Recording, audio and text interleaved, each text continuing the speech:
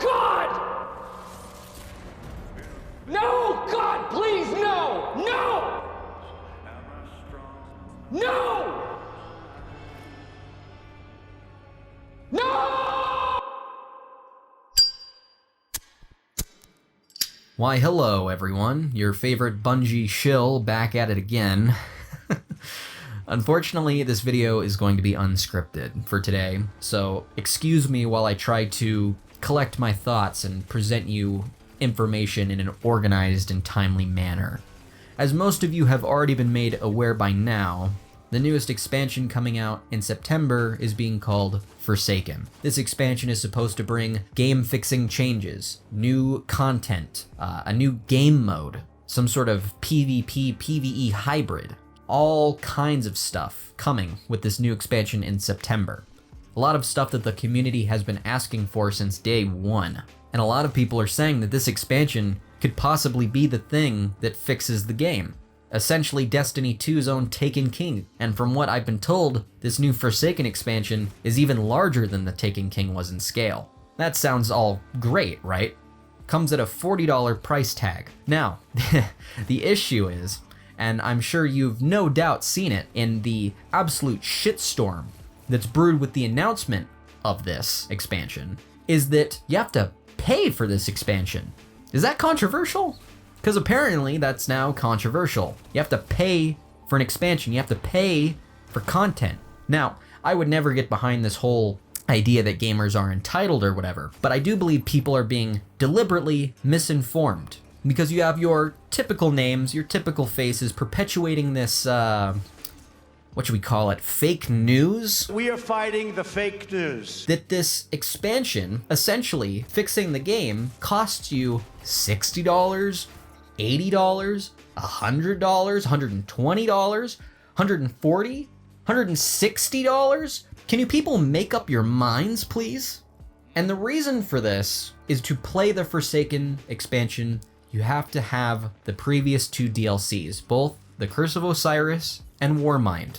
This doesn't come much of a surprise to me, as both the Curse of Osiris and Warmind DLCs opened up two new worlds, Mercury and Mars, which I can only guess will most likely be visiting at some point in Foresaken, and I think we probably would have seen a bit of a significant backlash at Bungie if they had just given away that content for free, because what would have been the point of buying those DLCs if they were just going to give that content away eventually regardless? Now, I think the majority of people who have bought Destiny and have been playing Destiny at this point in time, I don't have figures I can show you, I don't have charts, but I can only imagine that the majority of people would have bought in the Season Pass. Now that Season Pass was $20. Back in 2017, I had bought the game along with the Season Pass. Costed me a grand total of $80. I haven't paid a dime on Destiny 2 since I first bought the game. So that's $80, right? $80 for the base game and the Season Pass. The two DLCs, personally, I feel I got my money's worth. So just to put that into perspective, almost a year ago, I paid $80, haven't spent a dime on it since, and I got two micro expansions, which by no means were perfect, but I feel I got enough content out of to warrant the $20 price tag. And now we are moving on to this next grandiose expansion, larger than the Taken King was, bringing in loads of new content to be played, new weapons, new armor, new game mode, all of that stuff for $40. I don't really see the problem here, personally. And the thing that people are misunderstanding is that even if you didn't pay for the previous two DLCs, and you don't even, want to fork out the extra money for the Foresaken, you're still getting all the game-fixing changes for free. And this is including, but not limited to, gear collections, weapon slot changes, weapon random rolls, the mod systems being changed.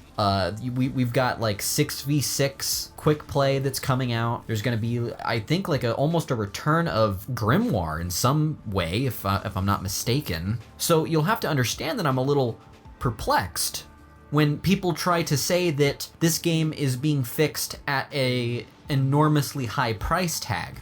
The only thing that you're getting with the Foresaken DLC is the story-based content and the game modes and stuff that will probably be included on those content-specific maps, right? So, in summary, a game that the majority of us had spent $80 on a year ago is getting a large, content-rich expansion. But the changes coming alongside this $40 expansion are free to anyone. Doesn't matter if you have the Curse of Osiris DLC, the Warmind DLC, or you don't have any of them. You will get these changes. And in regards to this annual pass that people continue to bring up, I just need to remind you all that this is totally optional and isn't related to story-based content that is coming out in the future. And I know I might get crucified for saying this, but I honestly like the direction that Bungie's deciding to take the annual pass in. I much prefer them going and spending a lot more time and effort on making the content that we as a community have been asking for. We don't need some half-assed, rushed story that was needed to be made to hit a deadline. I would much rather them focus on just putting out the stuff that we want, things to do, armor and weapons to earn, unique armor and weapons to earn, not just reskins. And I hope that this means that they are focusing their story efforts on large, grand expansions like this Forsaken one is, and that hopefully we get these yearly. But who knows? Only Bungie can give us that information. So until then, we just have to wait and see. Or, Jason Schreier can just drop another leak again. That'll work too. And before I let you all go, I do want to make something perfectly clear. If you feel you have been burned by Bungie with the past 2 DLCs, or even just Destiny 2, don't buy the expansion. Don't pre-order it, wait until it comes out. Wait to see what people are saying about it. Watch some streams, make up your own opinions of what you see. If you look at it and it looks interesting, it looks fun, it looks like something you could get into, then by all means.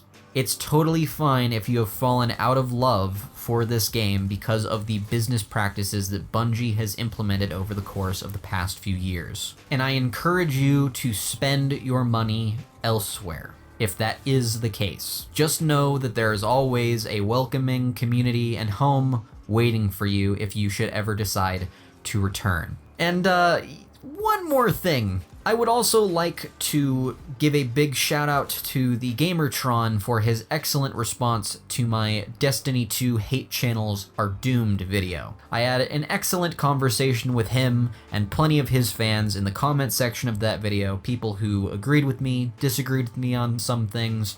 It was great, and really, this is what I wanted the most out of that video, and this channel as a whole, is just creating a healthy discussion around a game that I felt was in a very dark place for a very long time. Now, with all of that said, I will get out of your hair for the night. If you enjoyed, please remember to leave a like and subscribe.